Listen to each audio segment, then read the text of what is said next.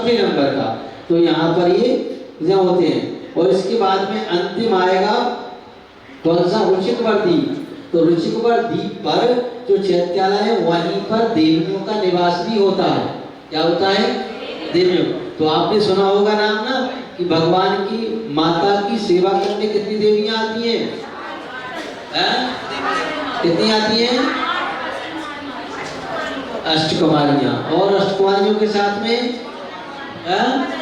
56 कुमारियां। तो 56 कुमारियां जो आती ना, अष्टकुमारियां आती हैं, वो जो 5 तालाब होते ना, 6 तालाब होते ना, तो 6 तालाबों पे 6 देवियां रहती हैं। कौन कौन सी? एक बीच में बोलो, शांति से बैठ जाओ। तो का 6 तालाब होते हैं। 6 तालाब कौन से होते हैं? आपने पहले अभी 5 बार 6 तालाबों के नाम चढ़ा दिया। 5 पर्वतों पर आपने 6 बार 5 बार चढ़ा दिया।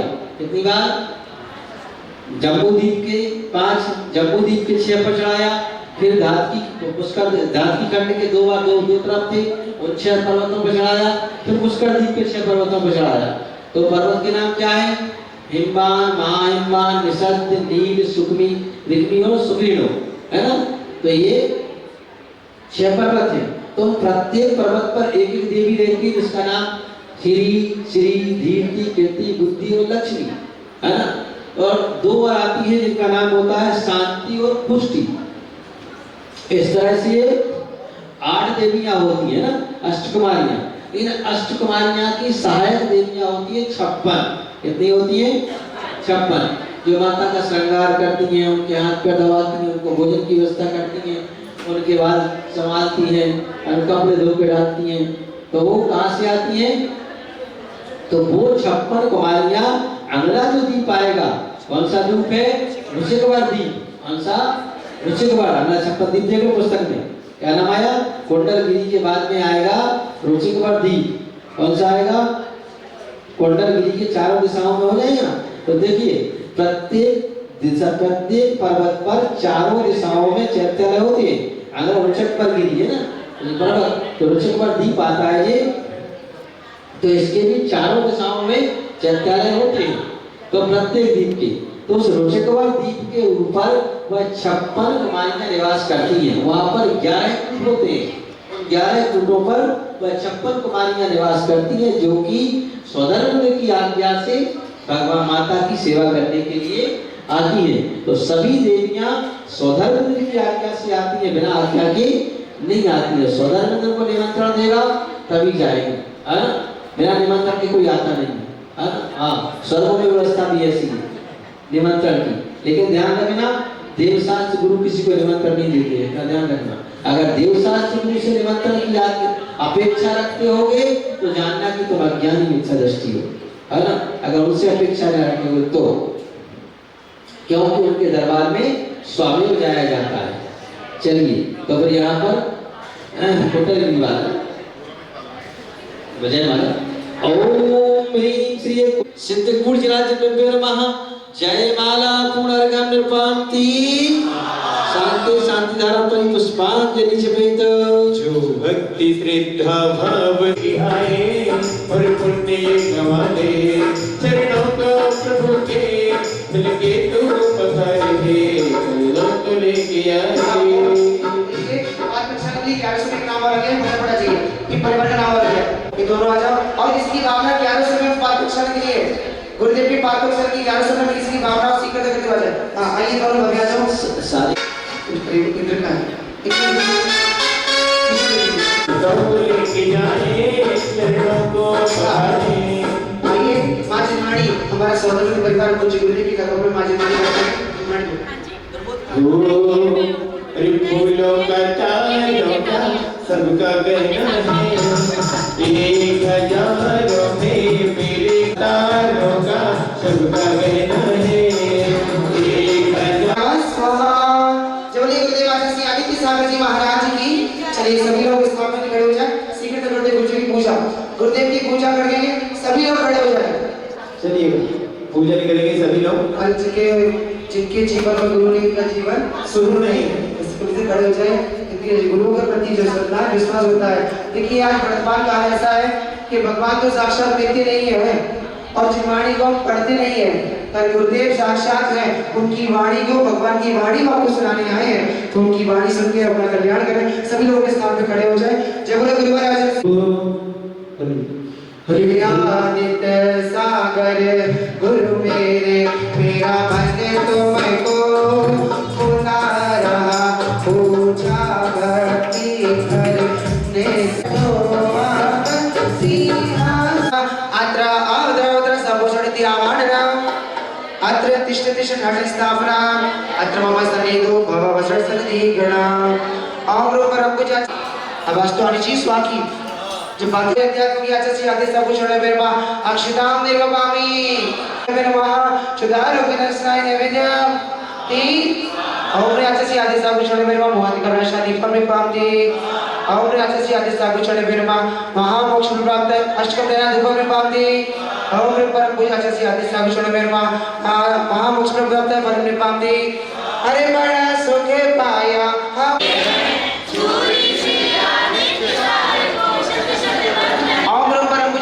आचार्य भगवान गुरुदेव श्री आदि सगुरु चरण मेरमा अनंत अवतार गमने पावने पावन भूमि हुई दया की गुरुवर की जा चरण पड़े।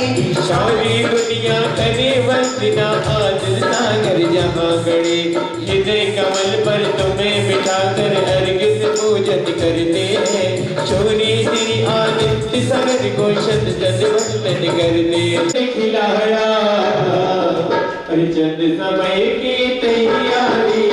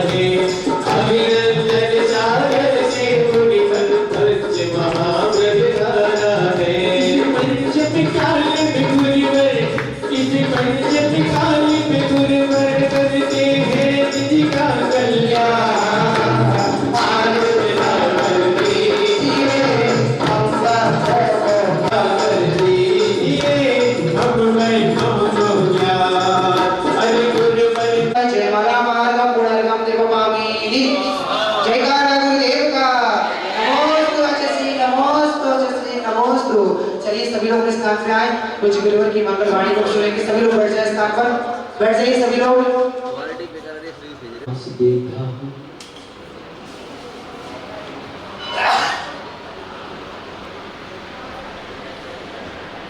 ओंकार बिंदु संयुक्तम नित्यम ध्यायन्ति योगिनः कामदम मोक्षदम चैव ओंकाराय नमो नमः। अभी शब्द का नाम का प्रक्षाल सकल भूतल मल कलंका मुनि भी रूपासित सरस्वतान अज्ञान तिम्रांध सिंहानंद सराख्या चक्षुरण मिलितमेन तस्मै श्री गुरुवे नमः तस्मै श्री गुरुवे नमः तस्मै श्री गुरुवे नमः।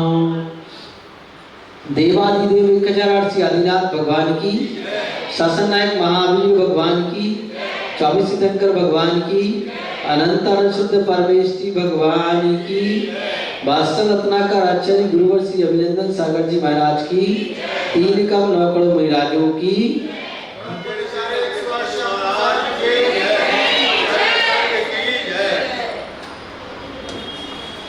धर्म प्रेमी बंधु, तो हिंदू ध्वज महामंडल विधान की आराधना चल रही है और इस आराधना का फल हमें प्राप्त हो, तो इस आराधना के फल के लिए यहाँ पर बतलाया जा रहा है कि उस आराधना का फल हमें कैसे प्राप्त होगा। तो जिनेंद्र भगवान की संपूर्ण आराधना, जिनवाणी की आराधना और गुरु की आराधना, इन तीनों की आराधना का फल एकमात्र होता है, वह होता है सम्यक दर्शन। क्या होता है? सम्यक दर्शन। हमारी दृष्टि समीचीन हो जाए, बस इतनी सी बात होती है और ज्यादा कुछ नहीं होती। और समीचीन दृष्टि बनाने के लिए हमें अपनी सोच बदलना होगी। क्या बदलना होगी? सोच। हमेशा अपनी सोच ऊंची रखना होगा, नीची नहीं रखना होगा। इस दुनिया में हर कार्य हर व्यक्ति के अपने कर्म के उदय से होता है।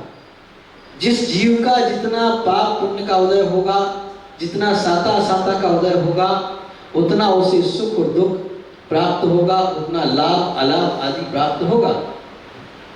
ये बिल्कुल नेचुरल बात है, कर्म सिद्धांत। इसमें कोई कुछ भी नहीं कर सकता है। जितना होना है उतना होके रहेगा।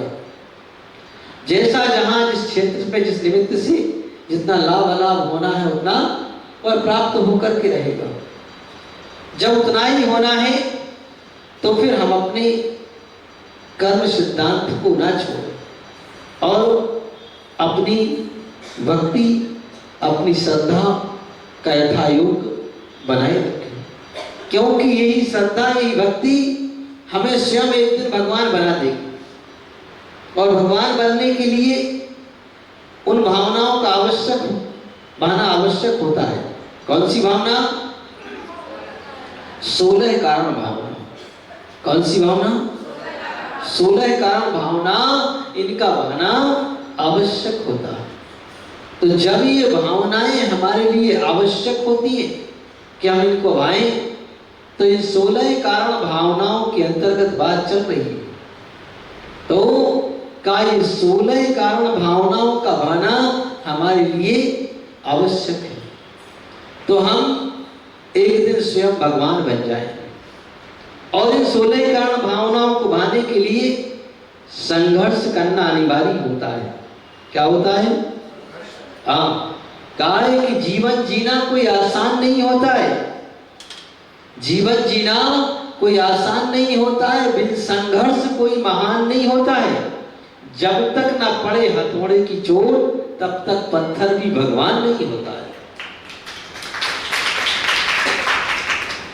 पत्थर को भी भगवान बनने के लिए हथौड़े की चोट सहन करना होगी, तब कहीं जाकर के वह भी भगवान बनेगा, अन्यथा वह भगवान नहीं बन पाएगी। तो इसलिए का हमें भी अगर भगवान बनना है तो कुछ करना होगा, और कुछ करने के लिए ये उपाय बता दिए गए कि क्या करना होगा। तो यहाँ पर आज अपन उन 16 कारण भावनाओं के अंतर्गत प्रवचन भक्ति भावना बताई जा रही है। कौन सी भावना? प्रवचन भक्ति मतलब जिनवाणी की भक्ति। प्रवचन मतलब जिनवाणी, तो वह जिनवाणी की भक्ति, वैसे बहुसुर भक्ति के अंतर्गत भी वह, और प्रवचन भक्ति। तो का ये जिनवाणी, ये प्रवचन हमारे लिए क्या देते हैं? क्या इनसे हमें जीवन जीने की कला मिलती है। क्या मिलती है? जीवन जीने की कला मिलती है कि हमें अपना जीवन कैसे जीना है, इस बात को हम प्रवचन के माध्यम से, जिनवाणी के माध्यम से जान सकते हैं, बिना उसके नहीं जान सकते। तो इस तरह का हमें ये जीवन जीने की कला इनके माध्यम से मिला करती है। तो हम इस कला को जाने कि ये कला हमारे अंदर कैसे आएगी, कहाँ से आएगी। तो का जब हम किसी महापुरुष का जीवन चरित्र पढ़ते हैं तो उनसे हमें क्या प्राप्त होता है? क्या मैं कहता कि तुम अपने जीवन में कोई ग्रंथ पढ़ो या ना पढ़ो, लेकिन एक बार जैन रामायण जरूर पढ़ना। कौन? जैन रामायण मतलब पद्म पुराण। क्यों पढ़ना? क्या मिलेगा? अरे किसी ने पूछा कि रामायण में क्या लिखा हुआ है? बोले उसमें क्या है, कुछ भी तो नहीं। बोले एक राम हुए, एक रावण हुए, उन्होंने सीता है, उन्होंने मार दिया, बस बका रामायण पूरी। हाँ, इतना ही तो है, और क्या है? इससे ज्यादा है? इससे ज्यादा है कुछ? इससे ज्यादा कुछ है क्या? नहीं है, बस इतना ही तो है। अरे इतने नहीं है, बहुत कुछ है ना। ये तो उसका छोटा सा एक पार्ट है। बात ये नहीं है, महत्वपूर्ण चीज ये है कि देखिए एक महापुरुष है। वो कौन है? महापुरुष। उन महापुरुष भगवान के जीवन में कितना उतार चढ़ाव आ सकता है कि जब उन भगवान राम के जीवन में इतना उतार चढ़ाव आ सकता है कि कहां एक राजा की यहां पैदा हुई और कहां वह सीता एक राजा के यहां पैदा हुई, राजकुमारी हुई। और एक राजा के यहां पैदा होकर के भी इतना संकट आ सकता है, कभी कोई विचार कर सकता क्या? नहीं कर सकता।